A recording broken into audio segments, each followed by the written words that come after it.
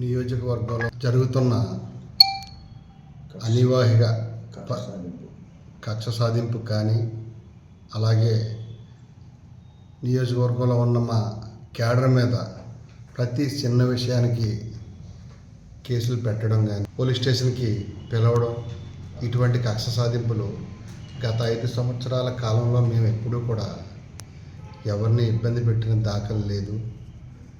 ప్రతి ఒక్కరిని కూడా అపోజిషన్ పార్టీ వారిని కూడా మేము గౌరవించాం. కానీ ఈరోజు జరుగుతున్నది ఏంటంటే కక్ష సాధింపు చర్యగా తీసుకుంటున్నారు. ఎక్కడ విలేజ్ల్లో రూరల్ మండలాల్లో క్యాడర్ మీద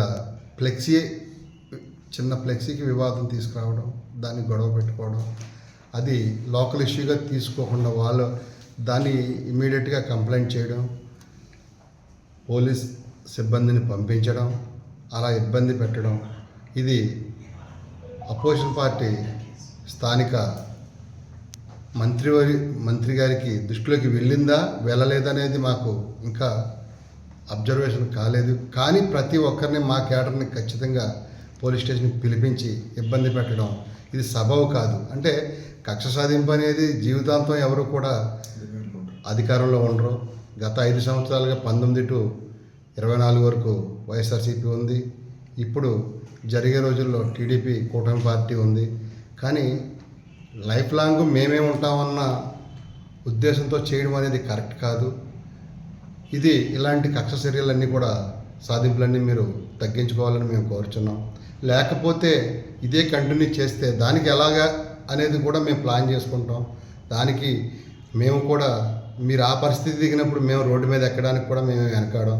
రోడ్డు మీద అడ్డంగా పడుకునైనా సరే మా క్యాడర్కి అన్యాయం జరిగితే ఎక్కడ సహించేది లేదు. మా క్యాడర్ ఎక్కడ ఉంటే మేము అక్కడే ఉంటాం. క్యాడర్కి అన్యాయం జరిగితే ఒక్క క్షణం కూడా మేము ఆలోచించేది లేదు. ఏం జరిగినా భయపడేది లేదు. దయచేసి గుర్తుపెట్టుకోండి. మేము గత 5 సంవత్సరాల కాలంలో జరిగిన అసెంబ్లీ ఎన్నికల్లో 2024 అసెంబ్లీ ఎన్నికల్లో వాగ్దానాలు నోటికొచ్చినన్ని వాగ్దానాలు చేసిన ఈ కూటమి ప్రభుత్వం పీసీలకు 50 సంవత్సరాలు దాటిన వారు ప్రతి ఒక్క మహిళకి పెన్షన్ అమ్మా అని ఇప్పుడు కూటమి ప్రభుత్వం నా సీఎం గారు ఎంతో అద్భుతంగా జీవించి మరీ చెప్పారు. అలాగే 18 సంవత్సరాలు దాటిన ప్రతి మహిళకి 1500 రూపాయలు అని చెప్పిన ఏమైపోయింది ఈ కూటమి ప్రభుత్వం. అలాగే నిరుద్యోగి ఎక్కడున్నా మేమున్నాం భరోసాగా 3000 రూపాయలు మేము ఇస్తామని చెప్పిన ఈ కూటమి ప్రభుత్వం ఎక్కడుంది?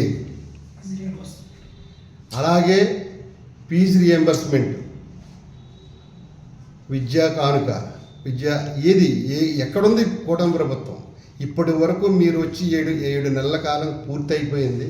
ఇప్పటి వరకు మీరు చేసింది ఏదైనా ఉందంటే ఒక పెన్షన్ తప్ప మీరు ఏదైనా చేయగలిగారా? ఆ రోజు వాలంటీర్స్కి 10,000 రూపాయలు ఇస్తామని చెప్పేసి మీరు మోసం చేశారు. మొత్తం వాలంటరీ వ్యవస్థనే తీసేశారు, అయిపోయింది. అలాగే సచివాలయం వ్యవస్థ ఎంతో స్ట్రాంగ్గా గత ప్రభుత్వం జగన్మోహన్ రెడ్డి గారు దాన్ని ఒక నిర్ణీతంగా తీసుకొచ్చిన దాన్ని నిర్వీర్యం చేసి దాంట్లో ఉన్న ఎంప్లాయీస్ని అటు ఇటు మార్చేశారు. సరే, ఓకే.